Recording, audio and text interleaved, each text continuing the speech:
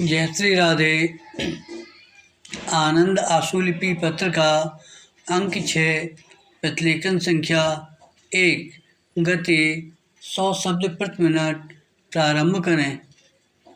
सभापति महोदय, यह मेरा पहला भाषण है जिसे मैं अपनी मातृभाषा बंगाली में देना चाहता हूँ। मैं इस चर्चा में देश के किसानों की समस्याओं और उनके हल की दृष्टि से भाग लेना चाहता हूँ। पैरा, आज हमारे अधिकांश किसानों के समक्ष जटिल समस्याएं हैं। क्या ये समस्याएं केवल किसानों की ही हैं? ऐसा नहीं, ये हमारे राष्ट्रीय, राजनीतिक और आर्थिक समस्याएं हैं। इन समस्याओं ने हमारी समूची सामाजिक व्यवस्था के समक्ष समस्याएं पैदा कर दी हैं। बस इस बात का अनुभव दोनों पक्षों अर्थात कांग्रेस और राष्ट्रीय मोर्चा सरकार को, जो सत्ता में है, करना चाहिए। कांग्रेस के विरुद्ध एक राजनीतिक निर्णय लिया गया जिसके फलस्वरूप उनका देश में 42 वर्ष पुराना शासन समाप्त हो गया। मैं राष्ट्रीय मोर्चा सरकार को भी सचेत करता हूँ कि वह जनता को, जिसने उन्हें वोट दिए हैं, दिए गए वायदे पूरे करें।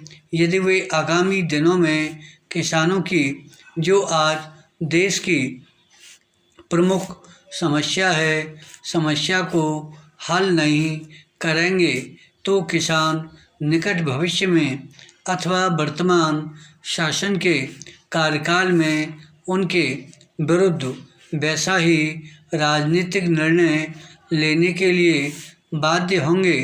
इसलिए किसानों की समस्याओं को अत्यधिक महत्व दिया जाना चाहिए तथा इस माध्यम से ही औद्योगिक और हमारी राष्ट्रीय अर्थव्यवस्था की समस्याओं को हल किया जा सकता है। इसके लिए एक सुनिश्चित वैज्ञानिक दृष्टिकोण की आवश्यकता है। पैरा, मेरे विचार से इस सभा में लगभग 400 माननीय सदस्य किसानों के वोट से चुने गए हैं।